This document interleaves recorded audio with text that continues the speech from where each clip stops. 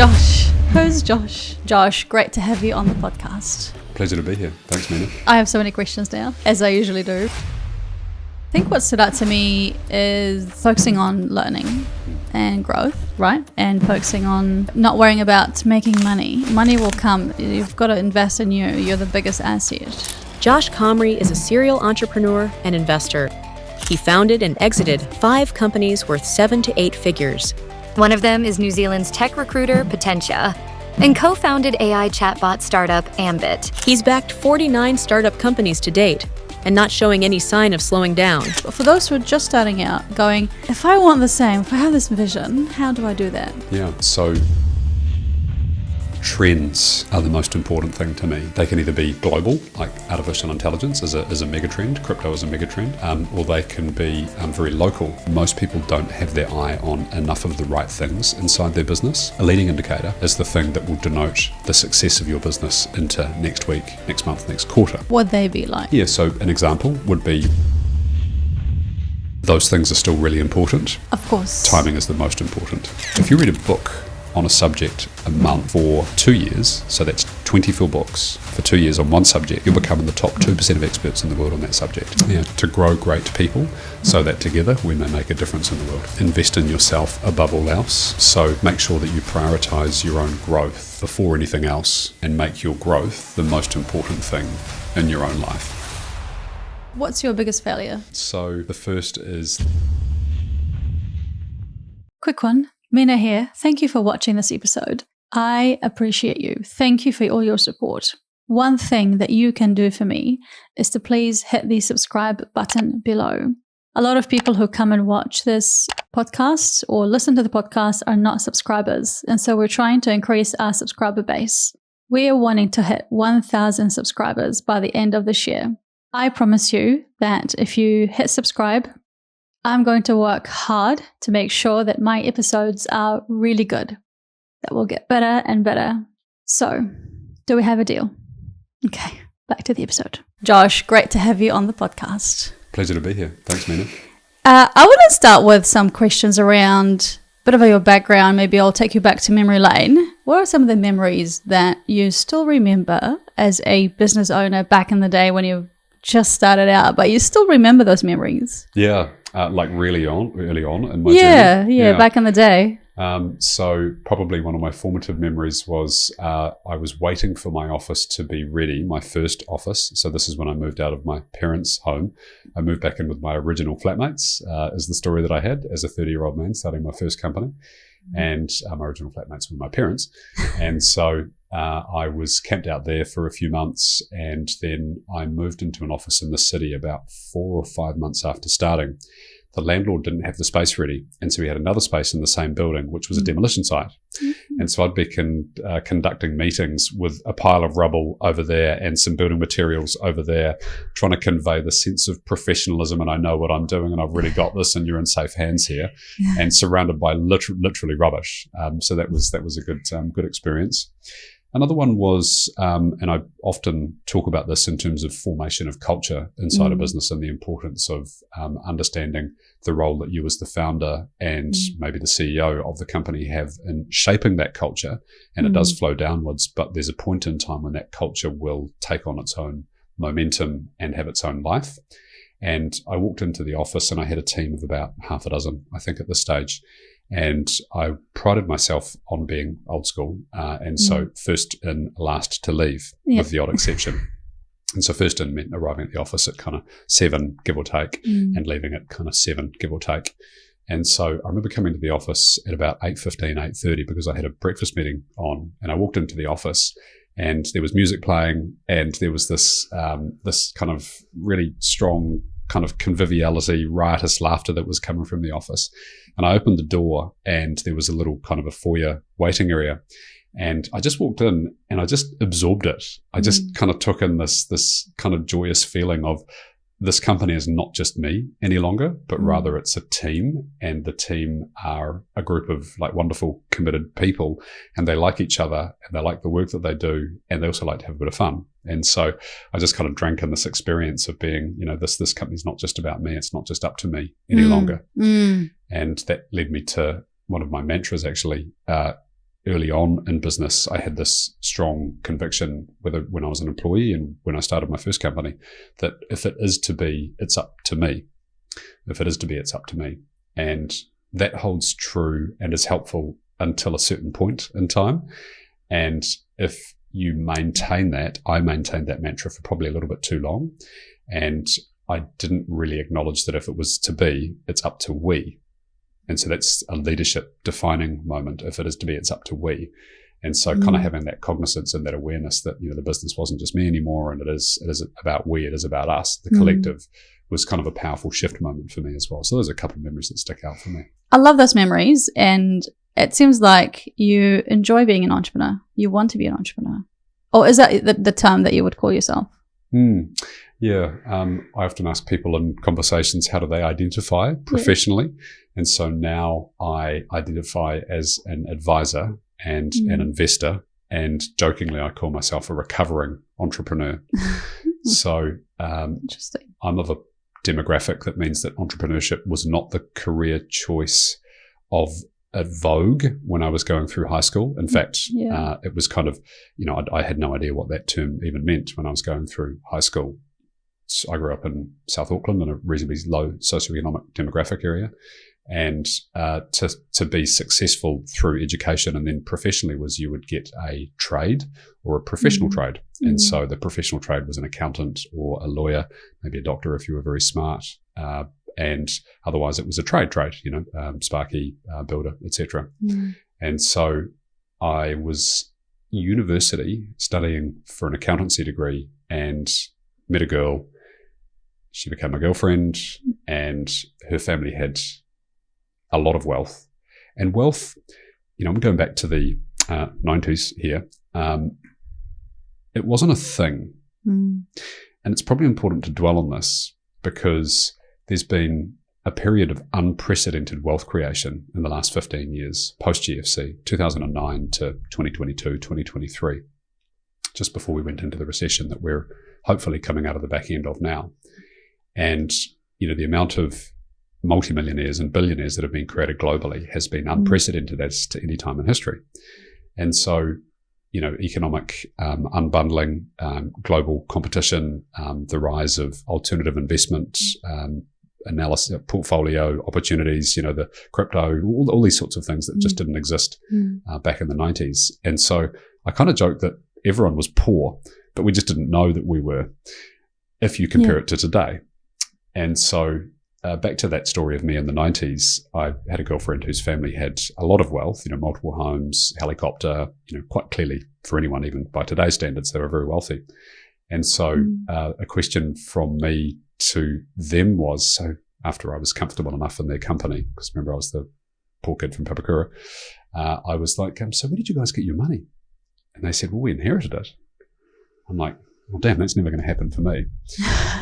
Where did you inherit it from? Granddad. Well, what did Granddad do? He was an entrepreneur. And I'm like, well, I know nothing of French pastry chefing, so I don't know how I'm going to kind of make a fist of this thing. It's a joke, but the idea is to convey that it was not the number one career choice. So I'm told that the number one career choice of high school leavers in the States now is entrepreneur or influencer, one of those two things. And so I decided at a relatively young age that I would pursue this. Now, it was because of the notion of freedom that was attached to finance, financial freedom. And having observed this with this girlfriend's family, I was like, I would like some of that. And so for me, for the longest time, even before founding my first company, which I did wait until I was 30 to do so, I probably identified as an entrepreneur. I took roles on that saw me take the employment risk. So on 3 occasions, I had roles that were driven based upon my success. So a very, very small salary and a large upside earnings based upon the fee income that I was able to generate for those businesses. And so I probably identified, even though I wasn't actually doing it until I was at the age of 30. But now, back to your question, Mina, I identify as a advisor primarily. So helping other founders achieve success, and particularly as it pertains to building exit value. And an investor, I've been an angel investor for 25 years, 50 odd investments, 10 exits, and I carry quite a lot of industrial property.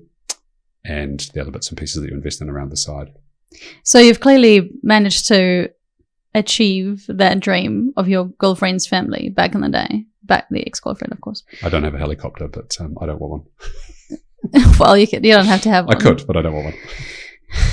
So it's a big question here, but how did you do it? What did you have a plan set in place, and you thought, this is what I'm going to do, or was it like, I'm going to this year, I'm going to do that, and then you were more taking on the opportunity or reacting to what's happening, or did you use your skills? For this question is more for people who are just starting out, not for people who are perhaps similar position as you or well established. But for those who are just starting out, going, if I want the same, if I have this vision, how do I do that? Yeah. So yes to all of those things is probably the glib answer. Yeah. But unpacking that for you. So I've always been a pretty effective goal setter. And so I was really lucky enough. We were talking about Tony Falkenstein off camera, and he was my first boss in full-time employment and first mentor. And I was 21 working at his company, the Just Group. And one day, just in passing, he said to me, do you want to read this book? And it was a book on Sam Walton, who was the founder of Walmart, who, now the largest, overtaken by Amazon, but a phenomenally successful retail brand. And it was my introduction to reading about other successful folk, a business biography. And very quickly I became hooked on this notion of kind of learning about others and learning about their success and the journey that they'd gone on. And that then led into reading much more kind of personal growth oriented books and attending seminars. I say to people in their 20s, this is the time for you to work and this is the time for you to grow and to learn.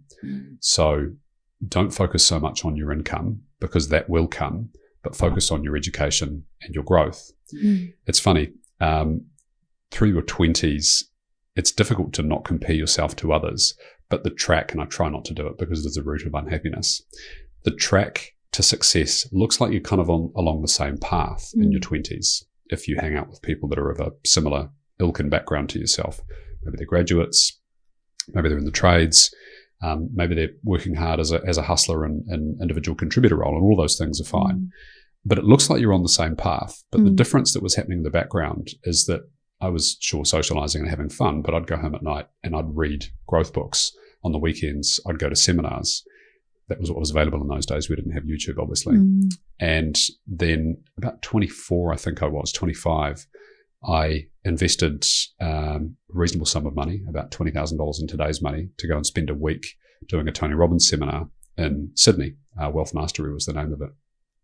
And that was another kind of step change for me, because I'd been on the growth journey. I'd been reading all the books, Think and Grow Rich, The Master Key to Riches, How to Win Friends and Influence People. These are all the classics. These are the seminal classics.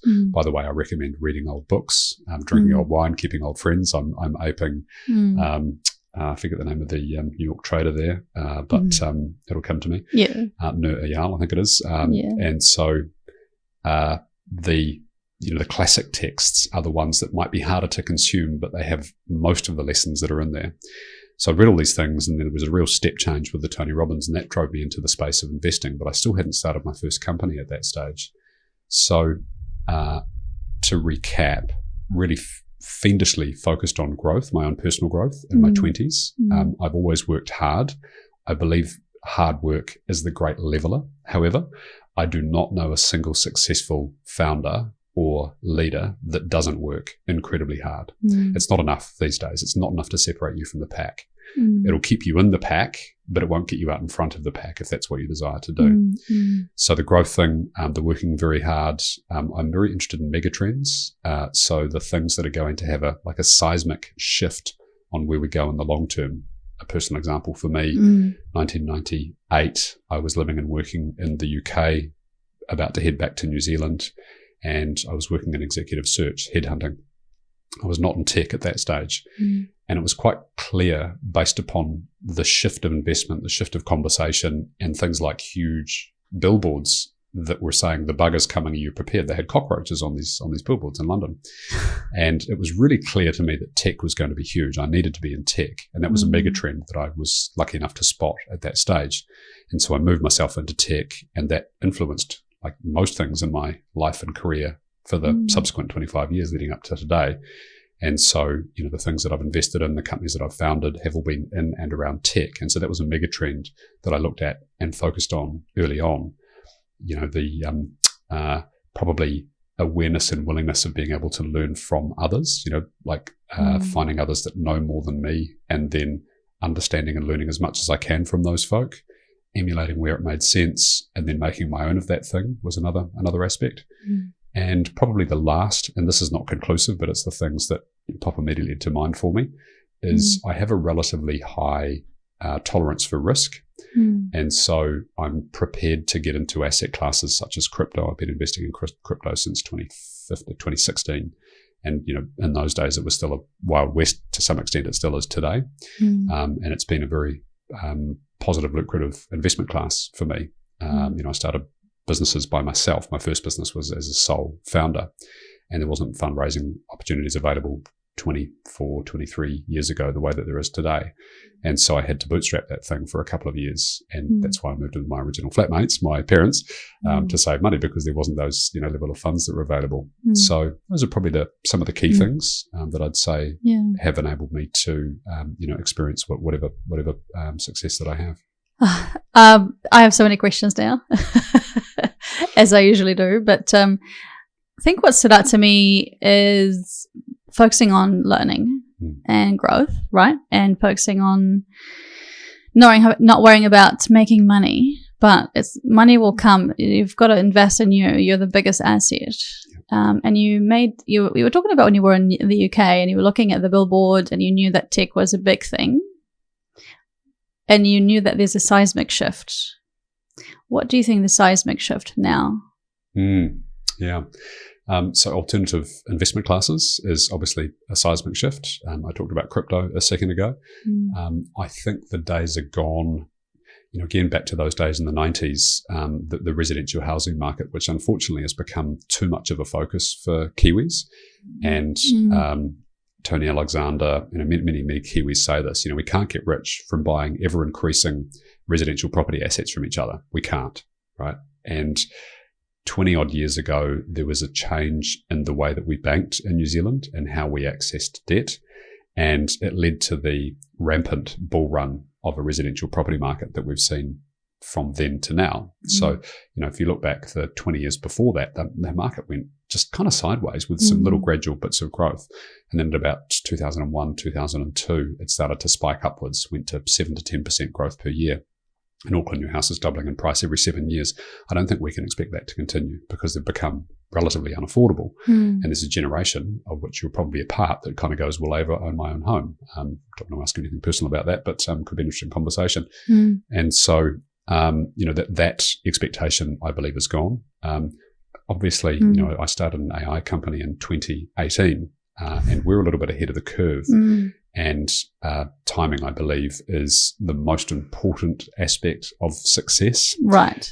And life, I believe. I really do believe that now. I used to think it was the team, and from an investor standpoint, I thought it was the team. I thought it was the idea. I thought it was the ability to execute.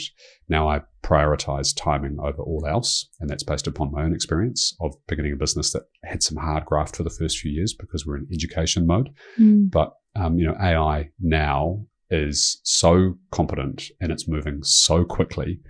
And there's so many different things that are getting marginalized, outsourced, right-sized. I consider AI to be augmented intelligence rather than artificial. In other words, it's there to augment the roles of the humans. But that's the single biggest seismic shift that we've got going on today. And its main focus, I believe, will be on knowledge workers. It won't be on the robots. We won't have, my buddies joked with me in 2018 about saying, oh, great, Josh, you're going to build us a robot that can clean my house. And I'm like, I don't believe that we're going to get to that stage anytime soon. The human form is a very complex form.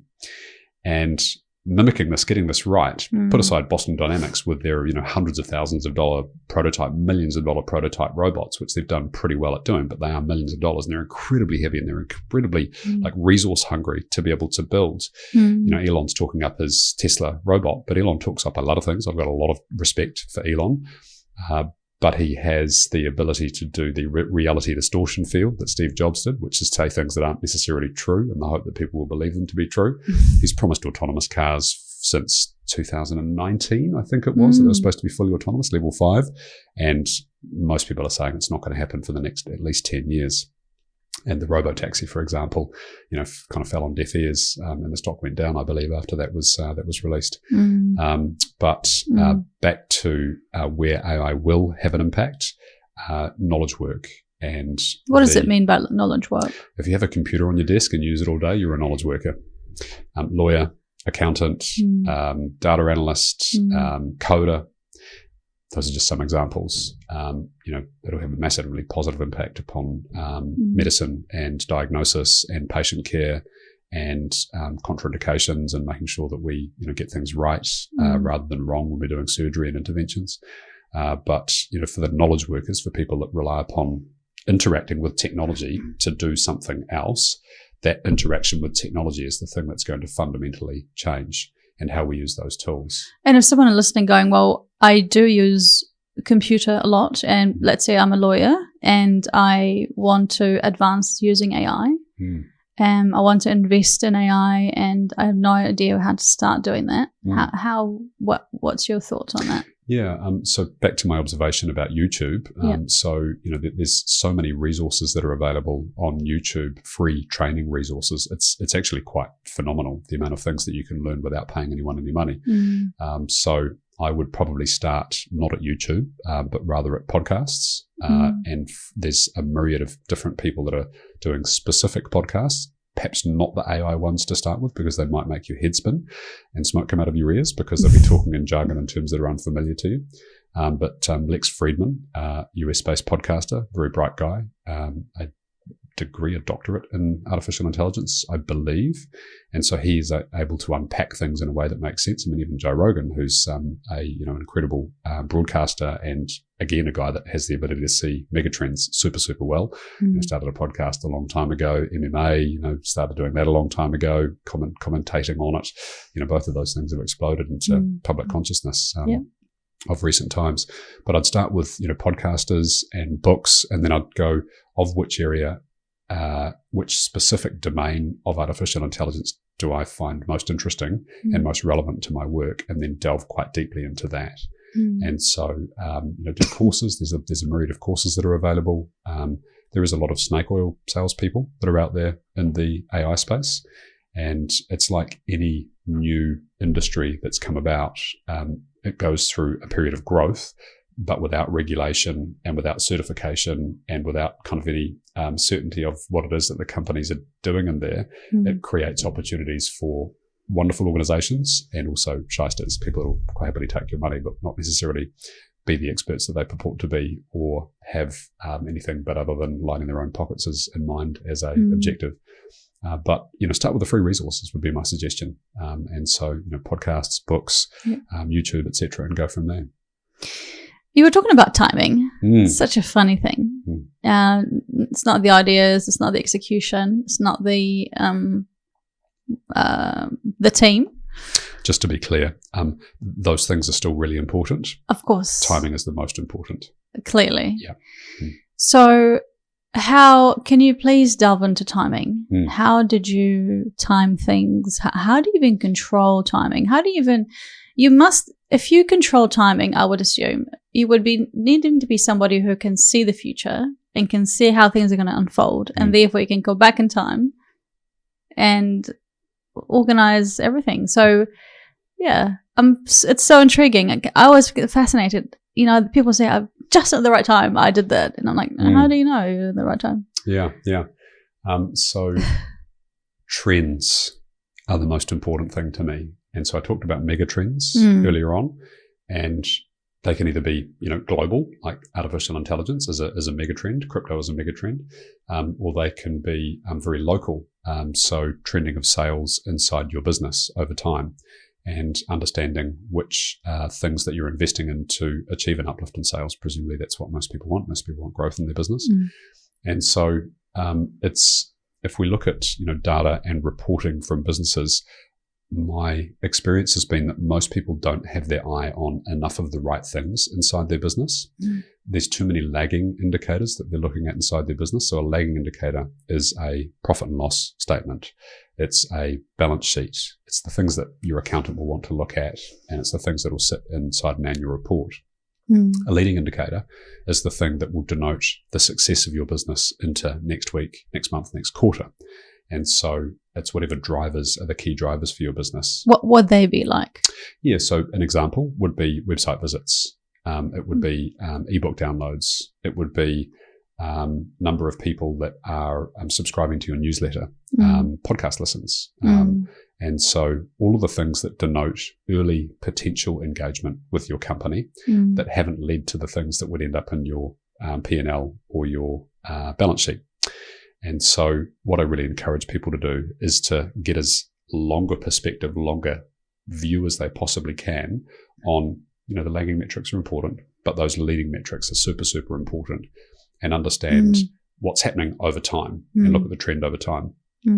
I've been told that I'm not a futurist. I don't purport to be, but I've been told that the role of the futurist is to immerse themselves into a domain. And so there's a lot of AI futurists around right now. I don't believe that they are, but let's imagine there are some that are, right? Yeah. So immerse yourself into a domain, consume as much information as you can historically on that domain.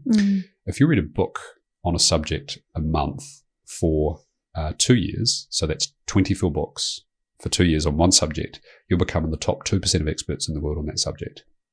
24 books. That's all it takes. It's not much, right? Have you done that yourself? I've read over 1,000 growth books. So you're an expert in many, many forms. Have you done that? Have you actually went and read one book each month for 2 years? That's a great question, Mina. So I'm a believer in that T-shaped skill set, and I think that's the way that the world is going. So what that means is that you have a lot of things that you're aware of in business, and then you've got one, maybe two things that you'd be an expert in. So for me, that deep pillar, that foundational piece of the T, if you like, the downward stroke, would be growth, business growth particularly. And so I've read dozens, actually hundreds of books on how to grow a business effectively.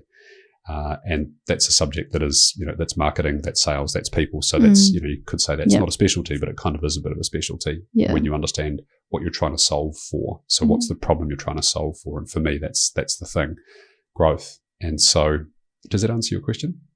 Yes. Yeah. I have so many questions, of course. And I'm so conscious of the time, like, when I ask all the questions I have. You're a strategy expert. Talking about expertise, strategy specialist, expert. I'd probably describe specialist. myself. What's the difference between specialist and expert? Yeah. So back to the T-shaped skill set. Yeah. So I'd consider, people that have been around this space for much, much longer, like as specific folk that immerse themselves, back to finish that subject from before, immerse yourself into a subject for a long period of time, and then look at the trend that's happening over time. And as a consequence, through applying your domain expertise, the understanding of what's going on in that space, and then seeing what's trending, you'll be able to look ahead by 1, maybe by 5 years, and kind of go, based on what's happened behind us, this is the trajectory that we are on. Therefore, this is likely to happen. Now, that can go wrong. I remember in early 90s, I was in university doing an international business course, and we were shown the growth of the Japanese economy compared to the US economy, which had stellar growth post World War II. There was a lot of gilt money pumped into that market, that economy, by particularly the States, to enable them to rebuild themselves. And they became the world centre of excellence in manufacturing, particularly high-tech manufacturing. Subsequently got passed by South Korea, Taiwan, and some other places as well. And so 1992, the lecturer very confidently informed us that Japan was going to be a bigger economy than the United States in 2 years' time. Then the tiger boom bust, I should say, happened, and the bottom fell out of those tiger economies, those fast growth Asian-based economies at that time. They've subsequently recovered quite strongly, but not Japan. They suffered from lack of land mass, lack of population growth. But anyway, that's when you get trending wrong. So it's not like a panacea. I'm going to go back and answer your question now about strategy. So, there's a bunch of people like Michael Porter, for example, I'd consider to be an expert in strategy. And he spent his life understanding how organizations, how governments, how communities go about the business of forming strategy. So that would be an expert to me. I'd consider myself a specialist in the domain of small, medium businesses. So businesses of between 1 and 30 million of revenue, as opposed to, very large, complex enterprises. And so that's a mix of helping them understand what's important for that business over the medium to long term. So where are we going and why are we going there? Forming plans around how we're going to execute towards that, putting in place the right people and structures, succession planning, intellectual assets are in place to support the growth of the business, and we're not reliant upon people, and we're able to scale at a reasonable cost. In other words, the growth, the cost to serve, the cost of the business drops off, and the growth continues to go up. That's achieved through intellectual assets, intellectual property, and a few other things as well. Amazing how you're talking about learning biographies, like absorbing, being a sponge to be able to become an expert. Talking about people in their 20s, going back to that earlier question, people in their 20s, 30, well, I don't know about 30s, but people in their 20s wanting to get better at what they are. So go and learn and whatever, go to seminars and stuff. What about if someone is in their 30s and 40s, really wanting to learn? How can they do that faster, to be up to date, maybe to become an expert at something, and position themselves and maybe get on a mega trend and make the most of it and capitalize on it and grow? Yeah. So if you're this far into the podcast, then I'm going to assume that you're probably quite interested in growth and learning. And so my emphasis, my encouragement to you would be to make yourself and make your growth the most important thing in your own life. Nobody else will prioritize for that other than you. There's a tune that's on rotation on my Spotify at the moment, and it says, I'll paraphrase, and it's one of those pithy kind of EDM kind of tunes. If you don't have enough time, stop watching television.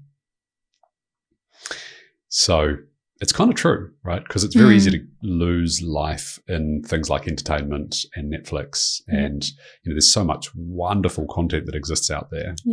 So television's a very simple place to start. Replace television with watching YouTube on a growth-related thing that is of importance to you. Can I just stop you right here and say, okay, well, I'm going to talk about personally. There've been many times where I've done that. And friends have done that as well. And then we all go, oh, it's just so tired. My brain is so tired that it cannot handle anything, any information. So you have to watch something stupid to relax your brain. Yeah. How do you get over that? It's an obstacle. You're welcome to answer that now, or you're welcome to answer that after you finish your answer. Yeah, cool. So I'll just add on one more thing there, because there's another big time suck that we've got in our lives, which is for a lot of people social media. Instagram, Facebook, not so much. TikTok is rotting people's brains. I made the decision to not even subscribe to an account for TikTok. I have friends that are of my demographic and some that are younger that are spending 2 to 3 hours a day on TikTok, and they have nothing to show for it, and it's literally rotting their brain. So if that's you, no judgment, but I'd encourage you to delete those accounts. I took Instagram with my phone probably 2.5 years ago, and I felt guilty about spending 15 minutes, 20 minutes, 3 times a week on there, but it wasn't doing anything for my life. Like, it really, really wasn't. So to answer your question, I, like everybody, get fatigued. I probably have the benefit of having a little more energy than a lot of folk do. I keep fit. I look after myself. I eat very clean. And so that leads me to having more energy naturally. But if you're struggling with things, or if you want to switch off, listen to a podcast. Like, don't use your eyes. Just shut your eyes and listen to a podcast. Listen to something that'll allow you to grow. If you want to read, I believe in reading like for 20 to 30 minutes at the end of the day. something like a travel story or a novel, because it gets me out of that space of thinking. But I'm still learning because I love historical novels, so things that weave a story into a relatively good representation of that time. So I'm learning, but not in a way that's difficult. But before I do that, I read the growth book. So I play a bit of a game with myself. I gamify it for myself. So to allow myself to have that 15 minutes of the novel, which I really want to read and enjoy at the end of the day, then I have to read 15 to 20 minutes of the growth book. And it could be a book on, I love philosophy. I love business and investing. I love learning about growth, strategy, all those sorts of things. So to get to the novel, I have to read this thing here. So set targets for yourself, gamify yourself, have bets with other people, and make them negative bets. If I don't do such and such, then I will need to give you such and such. Yeah. I heard a story about some two authors that were endeavoring to get another book written over the course of the year. And they had a bet with each other. If we don't complete the book, I need to give you, the other person, $10,000. So you weren't going to win something, you were going to lose something. There's a relatively well-trodden path now of understanding around the pain of losing money is far greater than the joy and the pleasure of making the same amount of money. If you could weigh those things. Is that true? Yeah, it's true. Yeah. So we do much more. This is why most people are very risk averse. And so why they don't take the risks with money that's hard fought and won. Because the pain of losing that 100,000, that million, whatever it might be, that the idea of it is far greater than the joy of making that money in the first place. So those are some kind of hacks and some suggestions of how you go about gamifying those things for yourself. But it does start with creating time, carving out space and time. On the bus, for example, don't watch YouTube or, watch learning videos on YouTube, but get off TikTok, listen to a podcast, read a book. I'm sitting on the aircraft today. I'm flying to Bali for a retreat, and which is both a learning and growth retreat and writing a book. So I'm writing a book on entrepreneurship. Entrepreneur, don't start a business until you've read this book. That's the title of it. It'll be out early next year. And so I need to crack through kind of the middle third of it. And so the best way for me to do that is to go away out of my own environment. But I'm sitting on the aircraft tonight for 8 hours flight to Bali. And I have content loaded up, learning content loaded up on my laptop that I'll be watching and doing some work in before that time. And I'll nap for about an hour or so, and then I'll arrive in Bali at night time and go to sleep. So, just using that time as best as I possibly can. So using your time effectively. I'm sure you've made good decisions in your life that have helped you get to where you are today. Some. You've started, scaled, and exited 5 companies in your lifetime. You must have made good decisions in your life to be able to do that. If you would filter it down, what would that be? Yeah. So I mentioned being great at goal setting earlier on, or competent at goal setting earlier on. So very, very clear about what I'm trying to achieve in the coming quarter, coming year, and into the medium to long term. So I always have crystal clarity on what the very, very long term is. Like I guess a lot of other people, Arnold Schwarzenegger is my favorite story. I'm reasonably able to create a vision of what that success might look like and live into that vision. Famously, there was a book that was written by, I believe, a New Zealander called The Miracle back in the early noughties, about 2003, 2004. And they talked about the power of visualization and how that was the secret to success. And it blew up, exploded, because everyone's like, wow, all I need to do is imagine myself experiencing the success. What they missed out, and what Arnie will tell you, is that you need to visualize the success and then do the work. And so visualize, but then do the work. So how do you visualize? Close your eyes, meditate, and just imagine whatever it is that I'm trying to achieve. How do you do that? So meditate. So close my eyes, quiet space. Yeah, like literally step by step. Imagine myself in the situation of experiencing what that success might look like. So, for example, let's say I was endeavoring to, take a company from where it was today to a particular revenue level, growth target, and then to exit that thing operationally. Yeah. So the consequence for me, because I have gone through the process of both selling portions of businesses to others that then come in and run that company, and the whole of the business as well. So I exit it completely. But let's talk about the portions of the business. So I really love that model, by the way. Start a company, scale the company, bring others on that journey with you, and then sell it to them or to other people, but retain some shareholding in there.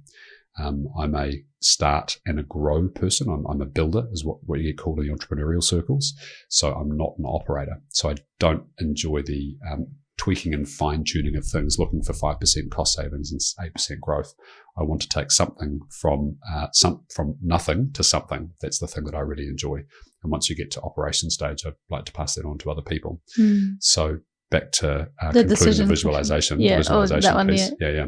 So if it's for me to build the business to the stage of having some freedom, then I visualize what that freedom is going to be like. What will I be doing with myself once that event has happened? I'll probably be taking a trip overseas. I'll be with certain friends that'll be around me, my wife. I'll imagine myself in the place that I would like to be able to go as a consequence of experiencing that, and then having the freedom to fill my life for a period of time with the things that I really enjoy. So I visualize that, and then things and before that kind of naturally just fall into place because I'm really clear on what the outcome I'm trying to achieve is. What is that doing, really, in reality? Why would you do that? Programming my brain. And so back to your question around if I'm tired at the end of the day, it doesn't factor if you are on a mission. Like if you've got something which you're really clearly trying to achieve, purpose-driven is what it gets called. And so if you've got real clarity on what your purpose is, then you can find unlimited wells of energy. And so staying up late at night working, if that's your thing, I'm an early riser and work through the course of the day. Sacrificing weekends for pursuit of something professional, or it could be a community-related goal, or it could be a charitable or a not-for-profit. All of those things are great. But just being really clear on what it is, the greater purpose that you're endeavouring to achieve is. And while we're talking about purpose, I want to dwell on this temporarily. I was going to say, what's your purpose? Yeah, to grow great people so that together we may make a difference in the world. That's what wakes you up in the morning? Yeah. That's what gets me going. That's what fires me up. So I'll repeat it again because and I've had many people that have heard me say this go, wow, I'm going to have that. And I'm like, take it. It's yours. It's a gift to you to grow great people so that together we will make a difference in the world. And so it took me some time to land on that. And look, I need to pause here and say that I've had the great white privilege of being in the position to be able to ponder deeply what my purpose is. And that's through financial success and the freedom that's allowed me. And so my first purpose in life was financial freedom. That was about me. I was at the center of it. I achieved it, and it kind of messed me up a little bit. It kind of left my life in a little bit of disarray because it's the whole, if you achieve the thing that you were sent here to do, what do you do next? And so I was relatively young. I was in my early 40s, and I'd sold my first company and I'd invested wisely in some things. And so I had my monthly income objective, the number that I'd visualized, me seeing be generated from my assets. I'd achieved it. And it was a great lifestyle amount. And so I then started to question, what does it all mean? What's it all about? Now, that's a beautifully privileged position to be in, and I really, really acknowledge that. And it's a really hard process to go through. What it led me to realize and understand is that if you're lucky to get to that position, then the focus is much more positively shifted to other people. So you note that my purpose, as I said, to grow great people. Of course, yeah. That's denoting people, broadly speaking. I'm a person, you are a person, the people that I work with and that I associate with and I invest with, they're all people. Right. But if I can encourage them to become better at whatever it is that they care about, then the world will become a better place. So decisions. I want to know, you were talking about decisions and I had so many other questions. What are some of the worst decisions you've made in business? Yeah, I've made quite a lot. So I'll talk about an investing one to start with. To put a lens across it, I did this Tony Robbins thing, kind of 99, 2000. I started investing in equities in the mid-80s. So I was investing in the stock market pre-crash and lost most of my money, but not my original capital that I went in with. Really great, strong lesson to me. But I missed the original kind of tech rise that happened from about 2001, 2002. And I came across Amazon at that time, and I didn't invest in Amazon. So that was a terrible decision. That stock became I think a 50 bag of 50 times the investment amount that you'd put in there. So that was a bad decision. I was focused too much on growing my own businesses and investing in startups, as opposed to recalling that there was this wonderful mechanism that's called the US stock market, which, for a period of time there, maybe not so much into the future. We know how much overweight the US stock market is towards the top 7 tech stocks, Amazon and Facebook, Microsoft, etc. Take those out. Most people's gains over the last 5 years look very average. They go back to the 7% per year that you can expect to get from the S&P 500. But we've had this outsized return from that period. So early on in business, I didn't acknowledge the importance. Remember, I was talking about leadership, and I focused too much on my own objectives and my own needs and not enough on those of my team. And so I lost a couple of really, really good people early on who were dedicated and focused. So what was that decision? Like, did you not acknowledge their input, or was it not paying them enough? I don't know. Yeah. Like, what were the specifics of a decision, if you're willing to share? Because when people listen to these things, I was almost going to make that mistake. And I just listened to Josh and I thought, I'm not going to do that because that was not good. So I learned from him. So I want to find out, what is it that drove them too hard without giving them the structure and the tools to enable them to succeed. So, and I'll give some context around that. So the success that I experienced early on in my career was based upon me having the initiative and the gumption to go out and find the tools to succeed. And so I was very much left alone. I was independent. And that was probably a consequence of the time to a degree as well. It was like, here's your target. Best of luck. And that was kind of leadership back in the 90s. And you just left them. Yeah. Exactly. And the theory was that the strong will thrive and survive and the rest will leave, and that's okay. And so, rightly or wrongly, my growth and the books that I was consuming in those days were not on leadership. That came for me later, once I acknowledged the importance of team. Right. It was more about mechanics of business and investing and making money. But none of those were leadership things. And so I had a couple of 3 people that could have been great with a little more support and a little more structure around them. Funnily enough, that then led me, once I realized that was probably the right formula, to hiring people that were very bright but not that motivated. And that was another mistake that I made. There's a matrix that's been built, like an XY matrix from McKinsey, and it's the will-skill matrix, the will and skill. So you have will, which is, motivation on one column, and then skill on another one. I add to that now values, by the way. So I have a Venn diagram of 3 of those things. Really critical to understand alignment with someone's values to bring into your business, or as an investor or as an advisor, whatever it might be. The skill or the competency of that individual and the motivation of that individual. And it's got to be appropriate for the role. I use an example of having a super highly motivated but a low capability support person, like someone who's an administrator, for example. You could be a wonderful administrator and fulfill that role incredibly, but if you want to have aspirations above your station and you get promoted into a role that you're incapable of doing, you hit what's called the Peter Principle, which means that you rise not to the level of your competence, but the level of your incompetence. So you come up and you rub against the ceiling, you're promoted above that, you'll fail above that level unless you continue to invest in your growth and you understand the things that you can do to support the success in that particular role. So back to the will skill matrix, I was finding people that were highly skilled, intelligent, very bright people that didn't have the motivation. It turns out that it's very hard to motivate someone. They need to motivate themselves, like driving motivation into other people. And that's a really critical lesson, by the way.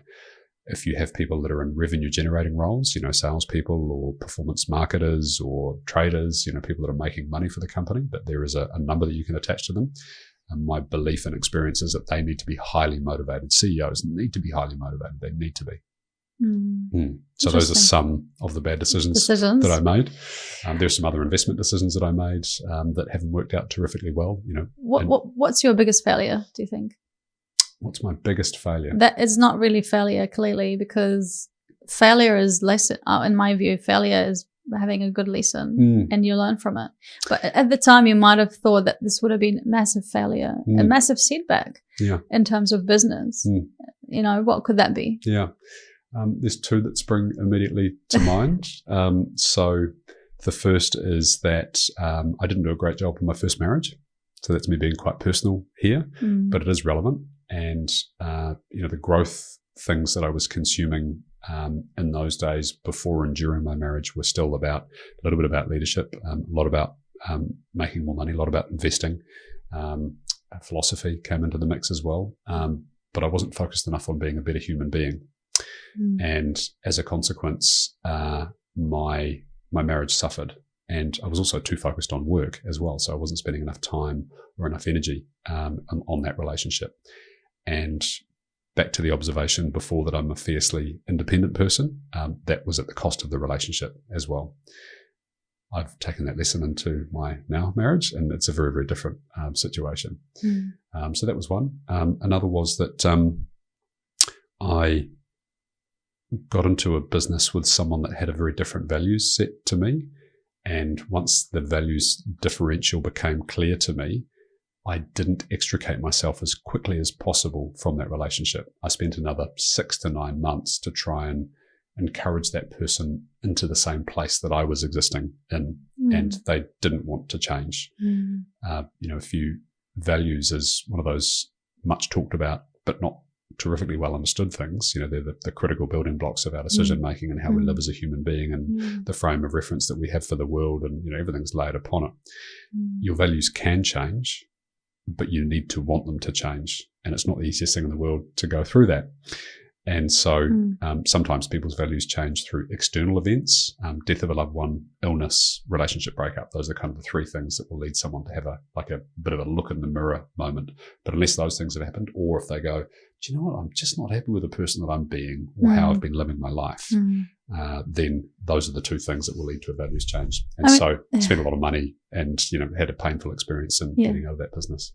I was going to say the balance of work and life. Obviously, this is like a theme that's, sort of just sprung up now. I'd love to quickly touch on when it comes to family and life, and how, if someone listening going, I am in this growth phase and I'm in my marriage and I want to make it work, or whatever, relationship or even friendships, but I'm too busy and I just want to make sure that, will this business cost my marriage? How can I save my marriage or relationship or friendship from this thing called business that I'm trying to make?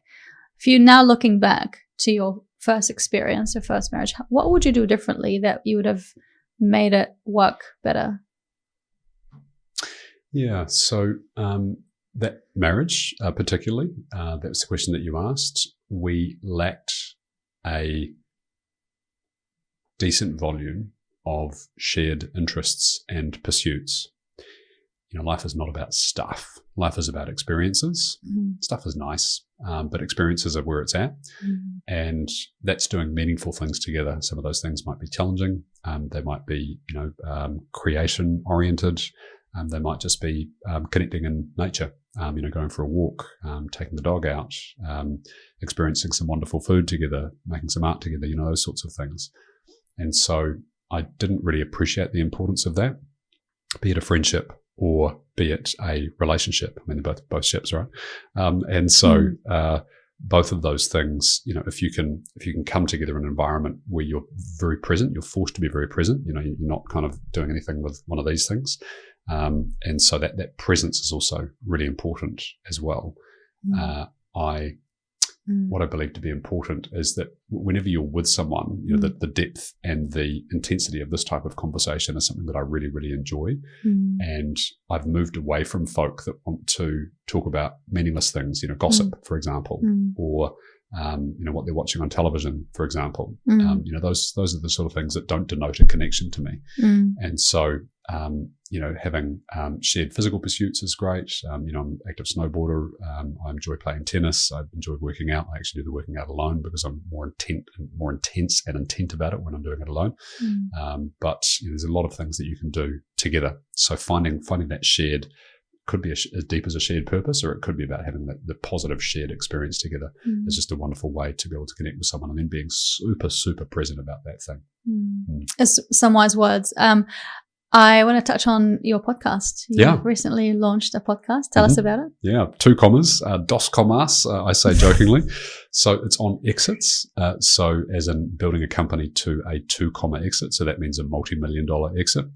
It's a conversation that's not being had often enough. I've taken a number of businesses from inception through to sale, and I count a lot of people in my network as people that have done the same thing. And so folk that are earlier on in their journey, or even those that are endeavouring to start something from the ground up, the idea is to inform and inspire. So the informing thing is around the journey and the story of people building their business, and then key inflection points and the lessons that they had along the way, anything that they might have done differently afterwards.